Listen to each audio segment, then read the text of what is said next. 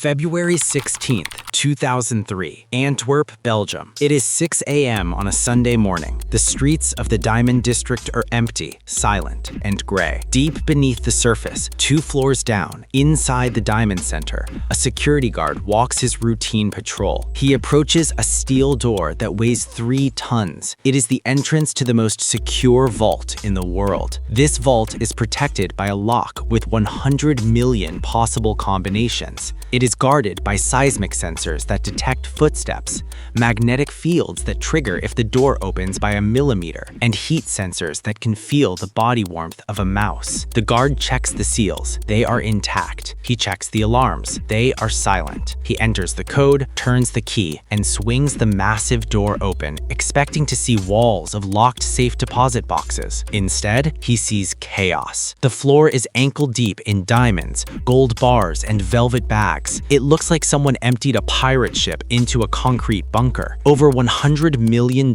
in loose stones and jewelry are gone. But here is the detail that makes the police superintendent stop breathing. There are no explosives marks, no cut wires, no fingerprints, no signs of forced entry. The thieves didn't blow the door. They didn't crack the code. They walked into a fortress designed to stop armies, and they robbed it using a can of hairspray, a roll of double-sided tape, and a piece of styrofoam. They emptied the heart of the global diamond trade without waking a single guard. And the only reason they got caught isn't because of a forensic mistake or a witness. It is because one member of the crew was too lazy to walk 50 feet to a trash can. How did an Italian charm merchant trick the world's elite security apparatus? And what did investigators find in a muddy forest that unraveled the perfect crime?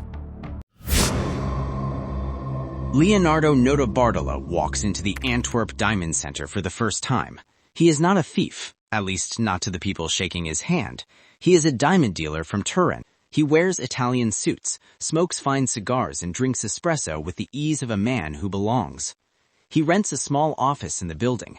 It is a modest space, just a desk and a safe, but it comes with the most valuable amenity in the criminal underworld: a tenant ID card.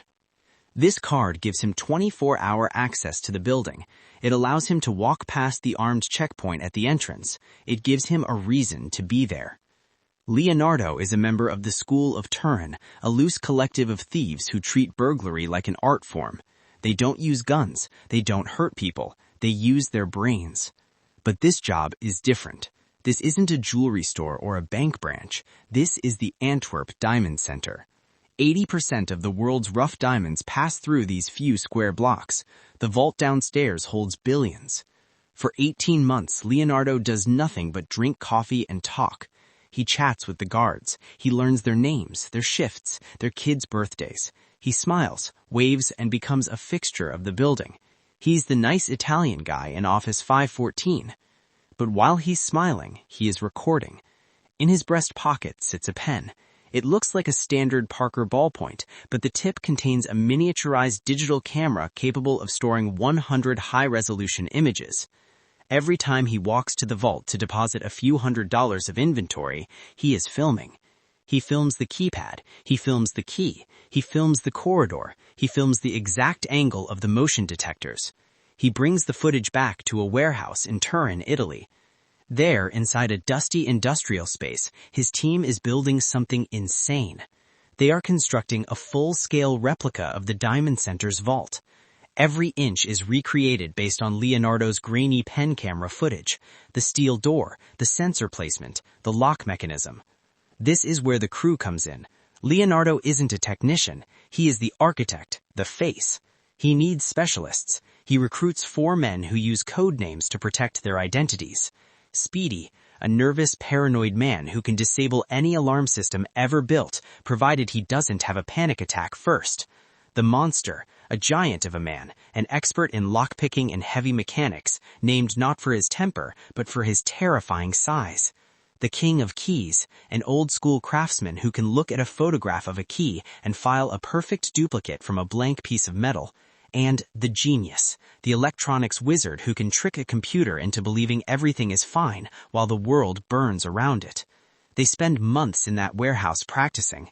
They drill the sequence until they can do it in the dark, because they know that on the night of the heist, they won't have light. The vault is equipped with a light sensor. If a flashlight beam hits it, the alarm trips instantly. They have to rob the place blind. But they have a problem. The vault door has a magnetic field sensor.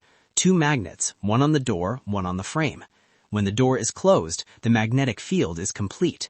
If you break that field by opening the door, the alarm screams. You can't hack a magnet. It is physics. The genius stares at the problem for weeks. He tries electronic bypasses, signal jamming, rewiring. Nothing works without triggering the tamper alert. Then he has an idea so stupid it shouldn't work. What if they don't hack the sensor? What if they just lie to it?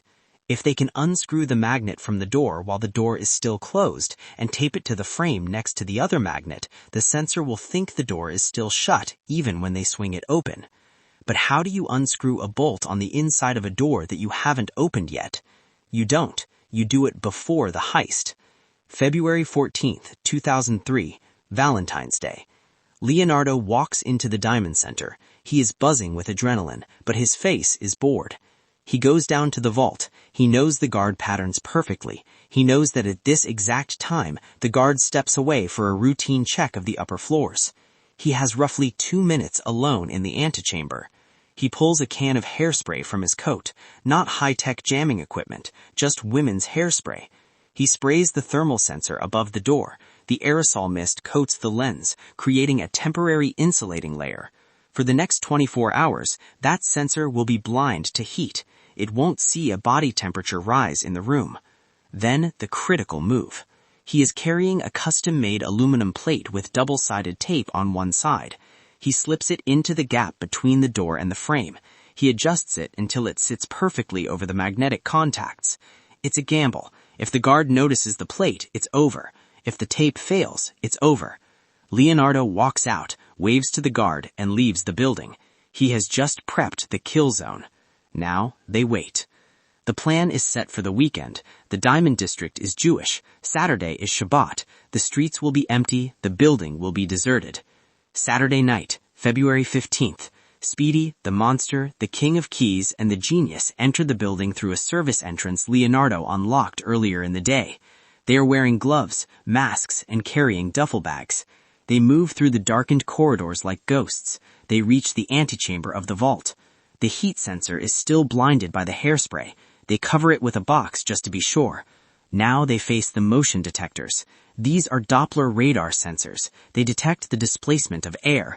If you move, the airwaves change and the alarm trips. Speedy pulls out a slab of styrofoam. He walks in slow motion, inch by inch, holding the styrofoam in front of his body. The radar waves hit the styrofoam and absorb. They don't bounce back. To the sensor, Speedy is invisible. He is a hole in the air. He reaches the sensor and simply tapes a cardboard box over it. Now the sensors are dead, but the vault door is still locked. It has a foot-long key and a combination dial. The king of keys steps up. He isn't looking at the lock. He can't. It's pitch black because of the light sensor. He's working by feel. He inserts a custom tool he built based on the video footage. He feels the tumblers. Click, click, click. The physical lock turns. Now, the combination. The police later claimed the thieves must have had the code. They suspected an inside job, but the truth is more terrifying. The king of keys didn't need the code. He used a brute force decoding tool, a small motor that spins the dial and measures the microscopic vibrations of the gates aligning. In the silence of the underground bunker, the tool whirs softly. 10 minutes pass. The monster stands ready with a drill just in case.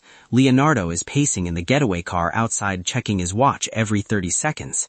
Then a heavy clunk echoes in the darkness. The dial stops. The combination is set. The monster grabs the wheel and pulls. But remember the magnets. This is the moment of truth. If the tape Leonardo placed didn't hold, or if the magnetic field breaks for a fraction of a second, the alarm will wail, and the police will be there in 3 minutes. The monster pulls. The 3-ton door swings outwards. The magnets, held together by cheap double-sided tape, stay on the wall. The circuit remains closed.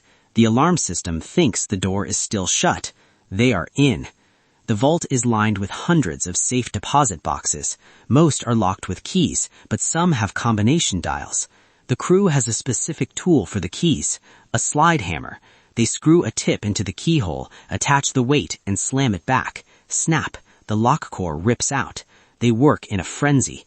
Speedy is grabbing bags of diamonds, uncut stones, polished gems, gold bars, stacks of foreign currency.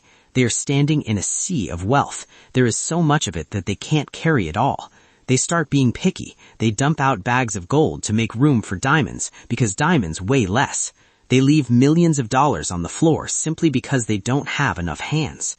They work for 4 hours.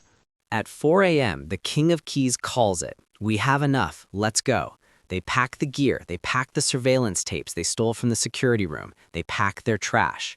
This is rule number 1 of the School of Turin. You leave nothing behind. Not a cigarette butt, not a hair, not a wrapper. They exit the way they came. They load the bags into a rented Peugeot. Leonardo is driving. Speedy is in the passenger seat. They drive out of Antwerp, heading south toward Italy. The car is heavy, riding low on its suspension. They have pulled off the heist of the century. They have beaten the system. But adrenaline is a dangerous drug, and when it wears off, it leaves paranoia. Speedy starts to crack. He is looking at the rearview mirror constantly. He thinks every headlight is a police car. He starts convinced that the garbage bags in the trunk, the ones filled with their masks, gloves, and empty food wrappers, are going to get them caught. We need to burn it, Speedy says. We need to get rid of the evidence now. Leonardo tells him to relax. We are going to France. We will burn it there. But Speedy is spiraling. He is having a full-blown panic attack. Pull over, he screams. Pull over now. They are on a dark stretch of highway passing through a small forest near the Belgian town of Flopbeck. Leonardo, tired of the screaming, pulls off the highway onto a dirt track. Fine, he says, burn it. Speedy grabs the garbage bags, but he doesn't burn them. He is too panicked, too shaky. He hears a noise in the woods and thinks they are being watched. Instead of starting a fire, he just throws the bags into the underbrush. Let's go, let's go. Leonardo assumes Speedy burned the evidence. He drives away. They leave $100 million worth of diamonds in the car, and the one thing that can destroy them rotting in a ditch. Monday morning, the Diamond Center discovers the theft. The world's media descends on Antwerp. Detectives are baffled. It is the perfect crime. No leads, no evidence. Meanwhile, a retired grocer named August van Camp is walking his dog in the woods near Flopbeck. He owns this land. He hates it when teenagers dump trash on his property. He walks over to investigate, expecting to find beer cans and fast food wrappers. Instead, he finds the debris of a high-stakes operation. He finds empty velvet pouches labeled Antwerp Diamond Center. He finds a half-eaten salami sandwich. He finds rolls of videotape. He calls the police. Someone dumped a bunch of trash on my land. The police almost don't come. They are busy with the biggest heist in history. They don't care about littering. But Van Camp is persistent. He mentions the words Antwerp Diamond Center written on an envelope. That gets their attention. Detectives arrive at the woods. They open the bags. It is a treasure trove of DNA and paper trails. They find the sandwich. They swab it for saliva. They find the videotapes. They are the security footage from the Diamond Center. But the smoking gun is a small, crumpled piece of paper, a receipt. It is a receipt for a salami sandwich purchased at a grocery store in Antwerp. The receipt has a time and date stamp. Detectives go to the grocery store. They check the security camera for that specific time. And there he is, the monster, buying a sandwich. But it gets worse for Leonardo. Among the trash is a business card, a card for an electronics shop in Italy. Detectives call the shop. Who did you give this card to? The owner checks his records. Oh, that was for a customer named Leonardo Notarbartolo. The police run the name. He is a tenant at the Diamond Center. He rented a car in Antwerp. They track the rental car's GPS. It places the car at the Diamond Center during the heist and at the exact spot in the woods where the trash was found. The perfect crime has been undone by a receipt for a sandwich. But Leonardo doesn't know this yet. He is back in Italy. He is stashed to the diamonds. He feels safe. In fact, he feels so safe that he decides to return to the Diamond Center. Why? Because he needs to return the rental car to get his deposit back? No, because he wants to show his face. He wants to look innocent. He thinks running away makes him look guilty. He travels back to Antwerp a few days later. He walks up to the Diamond Center intending to check his mail. He doesn't know that the police have already identified him as the prime suspect. He walks into the lobby. The guard, the same guard he joked with for 18 months, looks at him with wide eyes. The guard picks up the phone. Leonardo realizes something is wrong. He turns to leave, but the doors are already blocked. Police swarm the lobby. Leonardo Notarbartolo is arrested. He doesn't resist, he doesn't run. He just smiles. In the interrogation room, they lay it all out. The DNA on the sandwich, which matched Speedy, the receipt, the GPS data, the business card. They have everything, except the diamonds. Leonardo admits to the theft, but he tells them a story that makes the entire investigation spin. He claims he was hired by a Jewish diamond dealer to rob the vault as part of a massive insurance fraud scheme. He says the dealer gave him the key. He says the dealer told him exactly which boxes to open. And here's the kicker. Leonardo claims that when they opened the bags in Italy, they were mostly empty. He says the value wasn't 100 million. He says they only got 20 million. He claims the dealers removed the real diamonds before the heist and claimed the insurance money on the full amount.